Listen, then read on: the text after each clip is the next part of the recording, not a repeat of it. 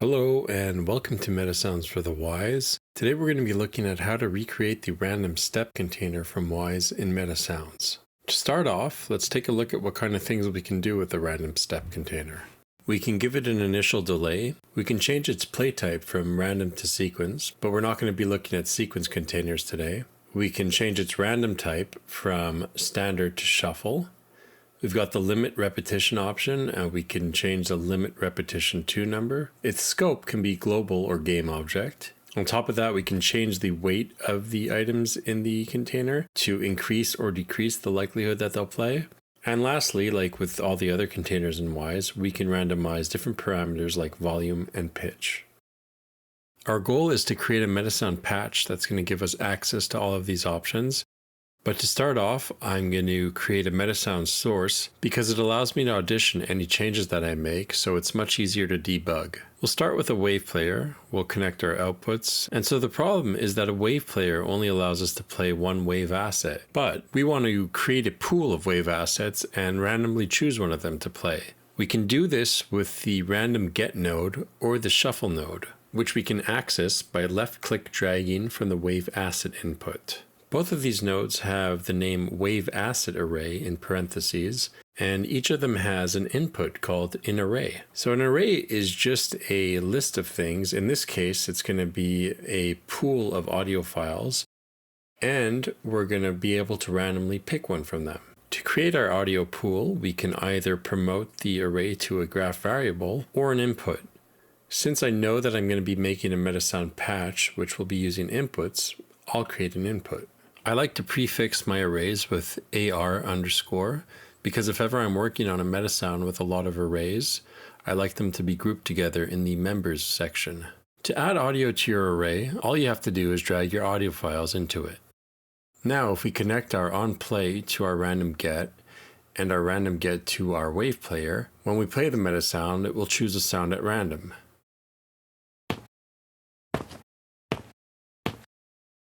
If we take a look at our array, we see that there are 7 elements that are numbered 0 to 6.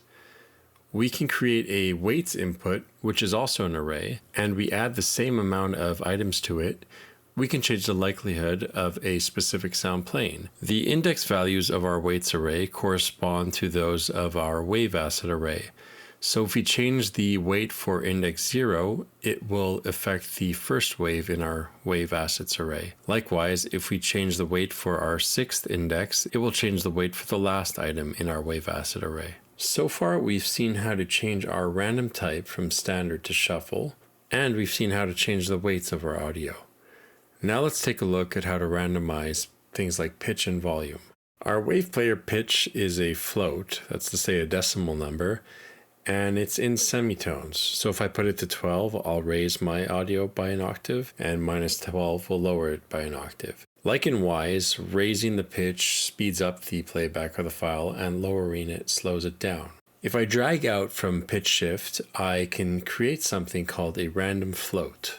And as the name suggests, this allows me to randomize a float. So it's with this node that we'll be able to randomize our pitch. It's important to note that the random float node has a next input and an onNext output. Since we're making a random step container, we don't need to use these because the MetaSound will play and it will choose a random float, and then it will stop, the unfinished will be triggered, and once it plays again, it will do the same process over. However, if we were creating a random continuous container in which the MetaSound doesn't stop playing but re-triggers the wave player after a certain delay or transition, we would need to connect these. We'll take a look at this in the random continuous video, but it's important to understand how it works. There are a couple ways to randomize the volume, but a straightforward way is by creating a mixer and then randomizing its gain. The gain in MetaSounds uses a linear float value, in which a value of 1 means that we'll hear the audio at its normal level, and 0 means we won't hear it at all. To play the audio at a louder volume, we need to increase its gain over 1. If you prefer to work with decibels, you can always use the decibels to linear gain node, which will convert decibels to linear gain. So if we wanted to randomize that, we would use that node and just add a random float to it. Now let's take a look how to limit the repetition of wave assets. The random get node has a no repeats parameter. And if we look at it, it says the number of elements to track to avoid repeating in a row. That's to say, if no repeats is set to 1 and we play index 0, the next index can't be 0 again. It also says this is clamped to be within half of the array size. That means if our array has 6 elements, our no repeats can't be higher than 3. Even if we set it to 5, it will be maxed out at 3. They do this because once your no repeats are above half the array size, the repetition pattern starts to get recognizable. This is different from Wwise, in which you can set your no repeats to whatever value you'd like. To confirm whether or not this works, I've set up a debug MetaSound in which I get a random get and I print the index number to the output log. You'll notice that I'm using a random get int32 array, but you could do the same thing with a wave acid array. It really doesn't matter. If I start pressing play and then look at the output log, I'll see the numbers that it triggered. And if we look at the last two values, we see 4 is repeated. So something's wrong here. But one thing to keep in mind is that sometimes these random nodes only really work when we're in the game. So let's test it out. When I trigger the MetaSound, we see that the value 2 was played twice in a row. So it doesn't work here either. The reason for that is the MetaSound plays and then the onFinished output is triggered, and when it plays again, it's like it's playing for the first time. It doesn't recall what it previously played. In order to change that behavior, we can click the Boolean Enable Shared State, and underneath that we have Shared State behavior, which we'll look at towards the end of the video. With no repeat set to 3, we notice that a value doesn't repeat until 3 other values have triggered. So in this example, we only had one MetaSound that was playing. But what if we have 2 different MetaSounds that are playing? I have a new MetaSound here that's also going to print to the output log, but with the label V before it instead of F. I'm interested to see if the no repeats rule will be shared between the 2 MetaSounds or if it will be independent of them. And after triggering the MetaSounds a bunch of times, we see that there's a repetition, so the no repeat rule is not shared between them.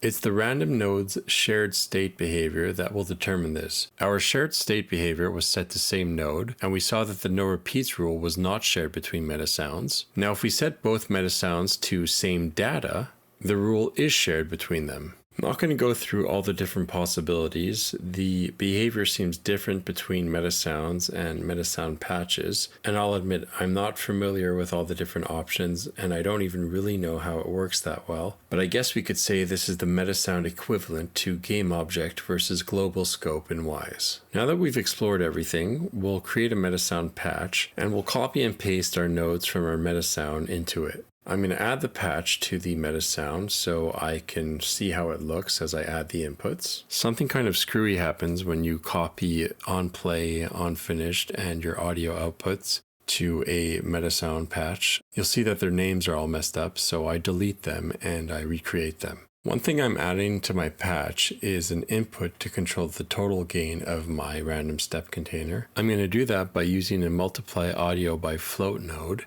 but I could have just as well created a second mono mixer and created an input for its gain. I forgot to show you how to make an initial delay. To do that, I'm going to attach a node called a trigger delay to the onPlay input, and I'll create an input for the delay time.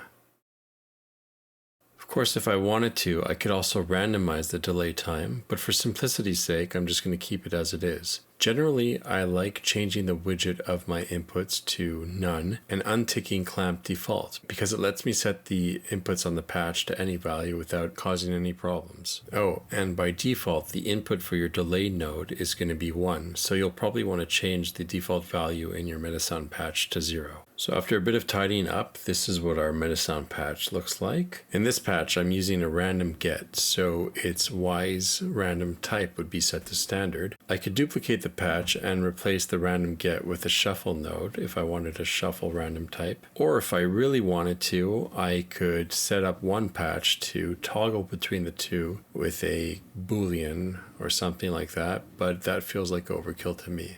Well, that's it. I hope this was useful, and I'll see you in the next one.